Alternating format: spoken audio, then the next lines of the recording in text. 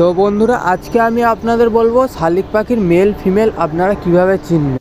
শালিক পাখির male female খুবই সহজেই আপনারা চিনতে পারবেন। শালিক পাখির বাসা থেকে যদি আপনি পাখির বাচ্চা নেন, তাহলে সেই বাসার মধ্যে যে বড় পাখিটা থাকবে সেটা হচ্ছে মেল পাখি, অর্থাৎ পুরুষ পাখি। আর তারপরে যে বাচ্চাটি থাকবে সেটা ফিমেল পাখি, মানে মেয়ে পাখি হবে। আর তারপরে যেটি থাকবে আবার পুরুষ পাখি হবে। তারপরে যেটি হবে সেটা অর্থাৎ 4 নম্বর বাচ্চাটি মেল ফিমেল দুটোই হতে পারে, যে কোনো হতে পারে। অর্থাৎ বড়টা মেল অবশ্যই হবে পুরুষ পাখি, আর তারপরেরটা ফিমেল অবশ্যই হবে, মানে মেয়ে পাখি অবশ্যই হবে।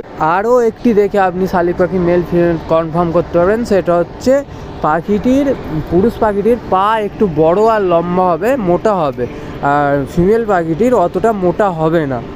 আর একটা বিষয় আপনি লক্ষ্য করতে পারেন, অ্যাডাল্ট পুরুষ পাখিটা যেটি হবে তার মাথাটা খুবই মোটা মতো হবে, আর তার শরীরের পালকগুলি অবশ্যই ঝুলিয়ে থাকবে। আর আরেকটি বিষয় আপনাকে লক্ষ্য করতে হবে মেল ফিমেল চেনার জন্যে, সেটি হচ্ছে মেল পাখিগুলি অবশ্যই একটু বড় সড়ো হবে, আর ফিমেল পাখিগুলো